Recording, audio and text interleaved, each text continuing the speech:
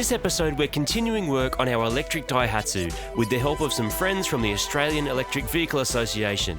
They all drive self-built electric converted cars and they know stuff. Last episode, we pulled out all our old dead heavy batteries and installed a lighter weight newer battery system. Now we've got to wire it and try and do a skid. So Mark, run me through it. What are we going to do this morning? This morning we're going to just join up this rear pack just to prove that the car runs on these batteries and everything, and all the other components are still working okay since the stuff have been pulling out and wires have been pulling out. Yep. Then at a later date we'll join the front pack as well. In parallel, so it's just more capacity. Same voltage, more capacity. Yeah. But then it gets really fiddly with a charging circuit. Yeah, okay. Unless we can get a proper 144 volt charger. Okay. That's all the joys of building an electric car. You got to put big stuff. You can't just go to buy it all over the counter. Yeah. You've just got to pick stuff from here and there. Because who actually needs to charge something at 144 volts? Yeah. Not many people. It's really hard to split. Yeah, it's really, you can get 120 volt charge and stuff with the 144 and find it a bit difficult. But just the batteries we've got, that's what we're going to use. So use the rear pack, put all the links on. So you made a couple of extra links. So we put the links so we join it and get it all in series. And then figure out which wire comes from the front. From the front, the main positive, the main negative, which way they go, and then... And it should just work. Yeah. Because we haven't really changed much else yet except pull batteries out, so... Sounds cool. Fingers crossed. Woohoo. Let's do it. That one with the covering on it, that's going to be our negative, right? That's that goes going to straight be our main back negative, up the front. straight up to the front. And from what I can tell, those two are joined. So they're the ones we'll use to link the two packs, but we're not going to do that Not yet. No, later on. So what else are we going to run? We got more wiring? Got a nice cable that I picked up.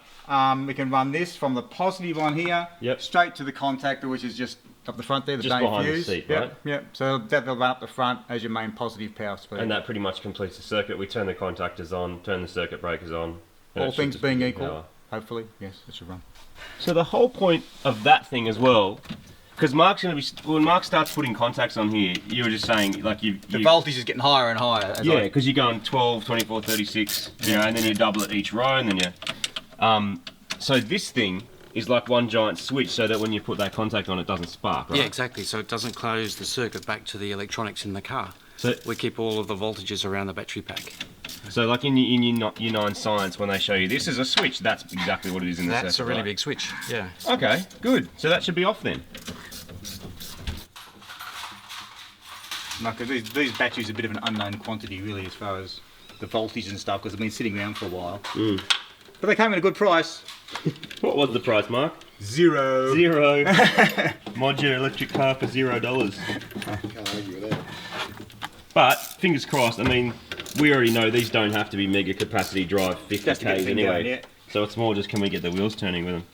These batteries aren't much different to what starts your car, so things like cleaning battery terminals and solid connections are important for everything to work properly. Alright, look at these cables I picked up. I don't know, these are all off the old race car. What did you say, they're off a race car? We had a Formula V, an old Formula V that was converted to electric. The next piece of the puzzle is to use our solid copper links as well as the flexible cables to configure the batteries in such a way that we end up with 144 volts. A chain of batteries is significantly weakened if one of the cells drops in capacity. The full pack voltage will not be available to the controller and motor if one of these batteries dies. If this type of battery is left to sit unused for too long or a discharge too hard too often, its capacity can drop dramatically. Age and mechanical failure play a part also, as the internals deteriorate over time. Intelligent charging can play a big role in keeping your battery healthy. Some car batteries will last years with regular use, whereas cars left to sit that are then jump-started back to life multiple times can be dead in months. We've got 12 batteries. Yep. 12 volts each. Yep. 12 volts. Yep. 144. 144 volts, Should be which is what our motor runs on. Round about. 145.5! Woohoo! That means it might work. Our pack is showing the correct voltage, but it's how well it will supply current to the motor that is the true test. So gents, because this used to have a big battery in the front, and it no longer does, no longer needs to. That's right. There's wiring like for that battery that's now redundant. Yep. So what are we going to do with those wires, you know? We'll just join them together. Like that. Ta-da! So basically there used to be a battery in between there and now there isn't. Yeah. If you're doing it properly, you bypass everything, but... Yeah, well that's a rewire. Want to get it going. And we just put a big bolt on there and then insulate it? Looking for now, big bolt. Here's a mad tip for you. When you have the time, organise your bolts so that times like now when you're excited and playing with cars, you don't have to find them. Then you have nuts and large nuts. Everyone's different. We don't discriminate. but there you go. So you can just go, I want a nut and a bolt. And the train spotters will see that I said nut and bolt backwards. There you go, sir. There you go.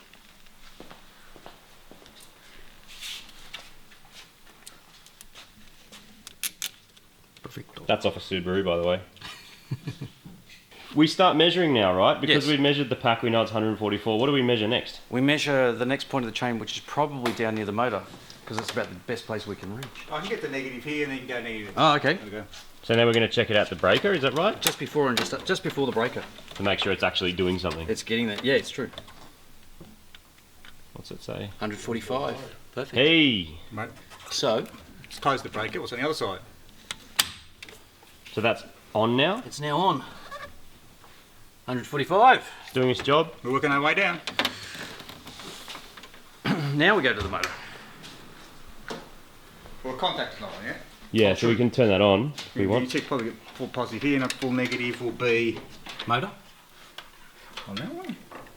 For the record, everybody, this exact moment is the reason I haven't attempted this by myself.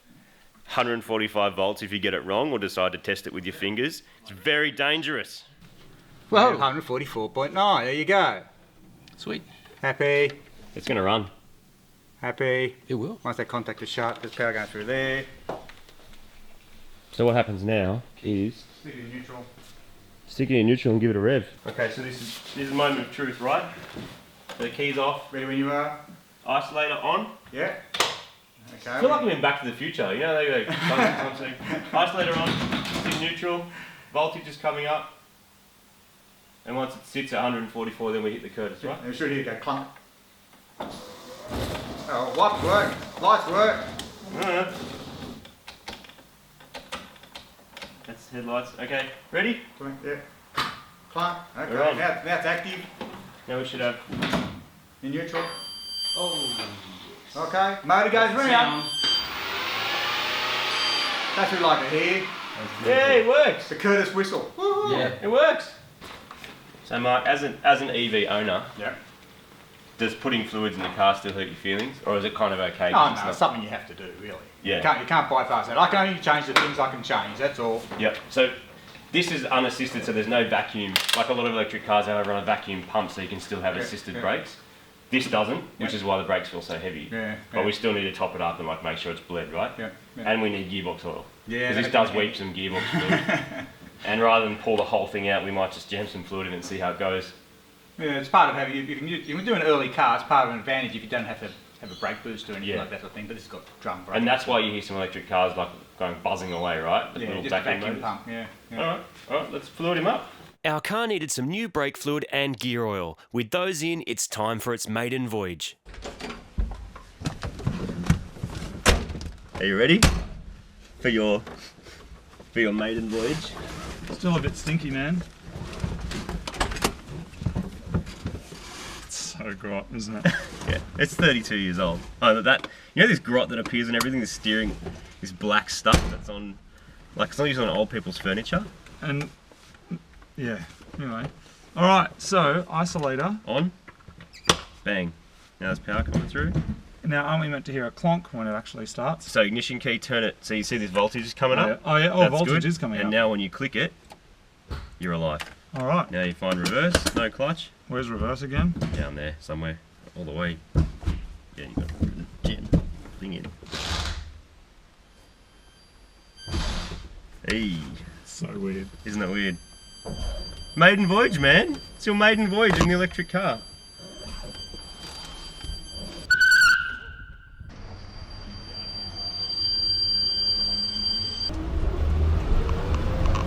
Pretty awesome, isn't it? Yeah, it is. The funny thing is there's going to be a time and a place, as much as some people, I'm really careful going over speed bumps because I don't want to smash the batteries. There's going to be a time and place where these cars just take over, and I think there's kind of a lot of sadness and nostalgia about people who obviously want to burn dinosaurs. Yeah. But the thing about it is since the dawn of time, everyone has been excited about making stuff go faster, no matter what it is. You know? And so this is just a remote control car. And basically, I know when you were a kid, you put bigger batteries, you do whatever. So I don't think people need to lament the fact that dinosaur burning engines are going to go, because they just are. Yeah, it's going to happen. Yep.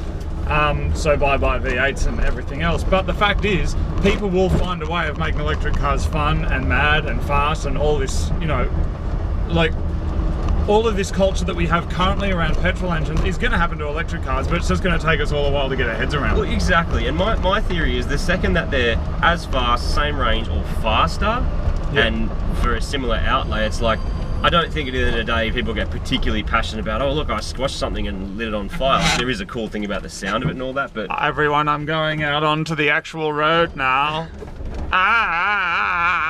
Alright, I'm going to try and change into third gear, no clutch, second gear, very slowly out, into third. I'm in third gear in an electric car, ladies and gentlemen. So see how you see your voltage sags? That's pretty much your economy gauge of how much range we're going to get. If that voltage just dropping, then we're in trouble. It's getting low, so it's probably about half our trip done already. Losing traction. Yeah, instant torque, that's why. You don't have to wait, you don't need revs, man, to get to your peak torque. It's there from zero. That's pretty cool. We're dead, Martin. Are we? Totally dead. Oh. Just all over down here. Tow it back? Yeah, might have to just flat tow it. Oh, I think maybe a battery let go. Did it? Maybe, yeah. One of the weaker ones might have let go. Okay. Just turn him off. Our car's dead, everyone. And so that's how you make an electric car. No, that's how you make an electric car with some old batteries. So what? I can tell you know what the plan is from here? To tow it with a car that burns dinosaurs? Yeah, probably. But no, this is kind of like this is the experiment, really. You're not ashamed, are you? No, not at all. I want to build a proper one. Yeah. Like I really do. I'm excited. I want to get an AC one with regenerative braking and lithium batteries and a big motor. At least you get to meet people, because we're about to meet this person and ask them for an extension lead. I'll do the knocking. In a later episode of Mighty Car Mods, we'll build an electric car that works.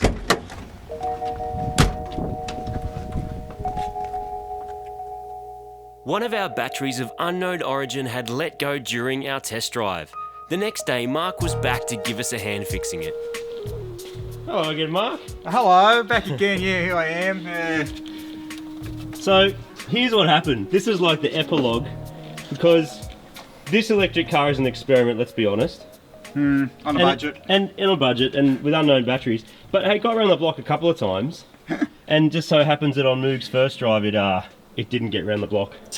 And if we find some other batteries, because you just never know. Oh yeah, it'll live again. New lease of life, just these new batteries. That's and all. we need a charger anyway, so maybe over the coming days we'll bash a charger on it and you know see which, because it could just be one of these batteries is let go, right? Yeah. Gone completely dead. Yeah. They were an unknown quantity when we got them, so I got them for free. So yeah, you know, I can't complain.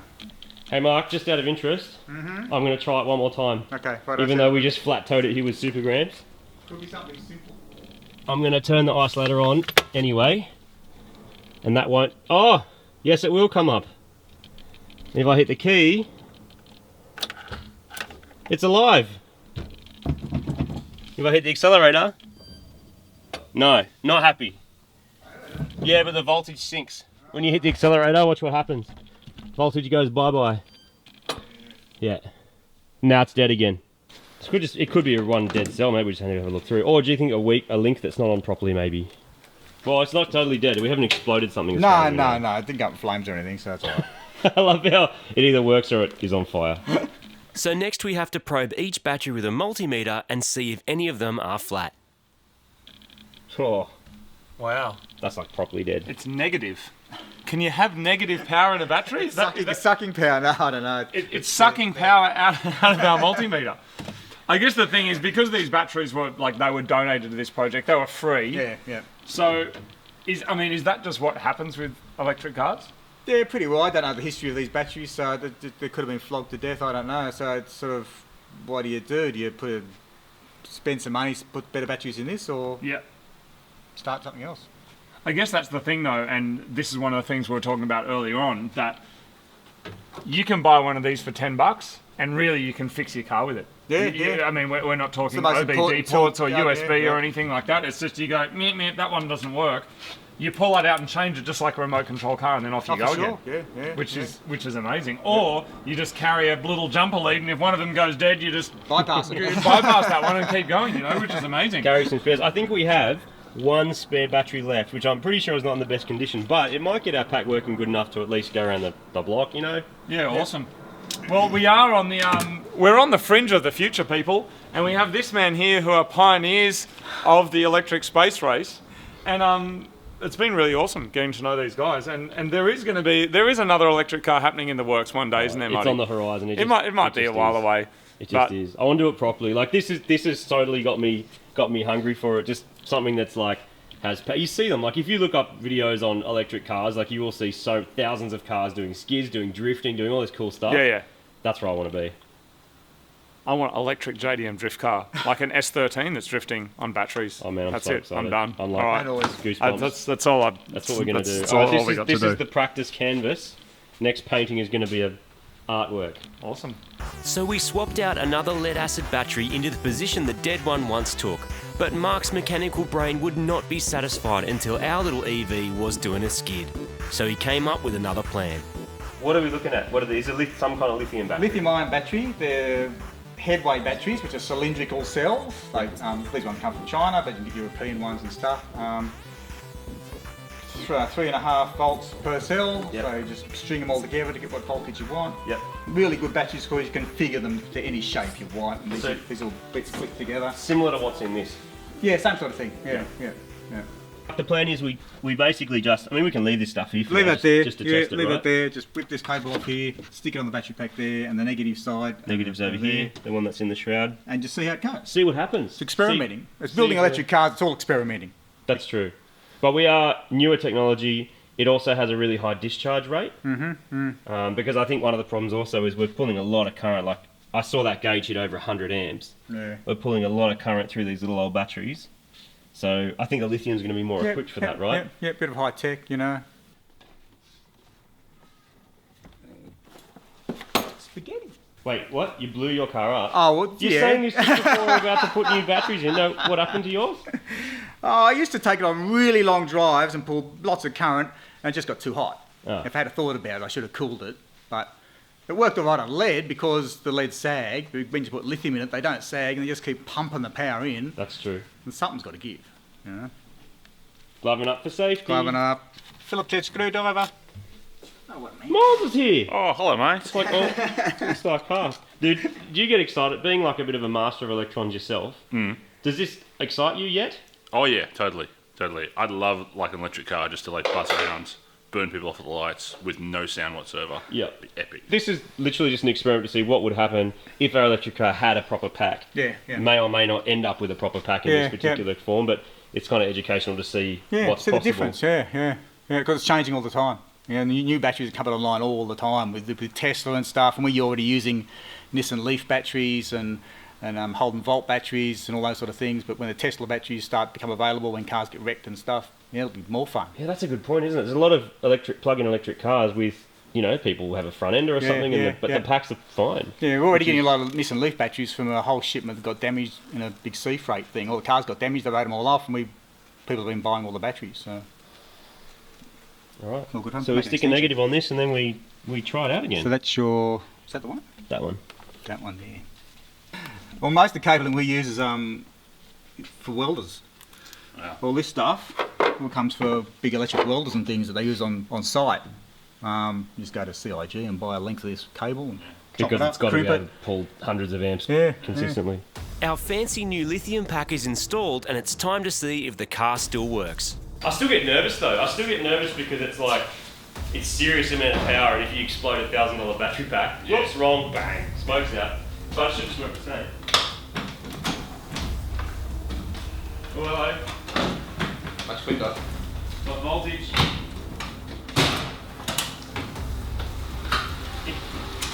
It doesn't know any different. It's powered up and it's moving. Mark takes it for a quick test run, and then it's time for the true test. This is skid attempt 1 in our electric car with fresh lithium batteries. Let's do it. Attempt number 2. Here we go.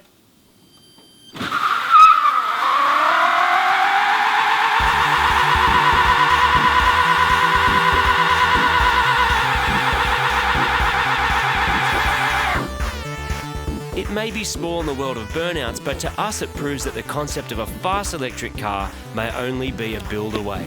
We did it! Legit electric burnout. This is awesome. So our experiment into electrically powering a vehicle is a mixed bag of success and failure. Luckily, there are manufacturers out there who are creating reliable and fast EVs that are slowly gaining a market share. Guys like the Australian Electric Vehicle Association are at the grassroots of this movement, creating weird and wonderful homebrew conversions that are getting better and better as technology improves. One thing is for sure, the EV grin is real and it's addictive, and we're looking forward to diving deeper into the wormhole than ever before. But for now, we have some dinosaurs and alcohol to burn in some very special project cars.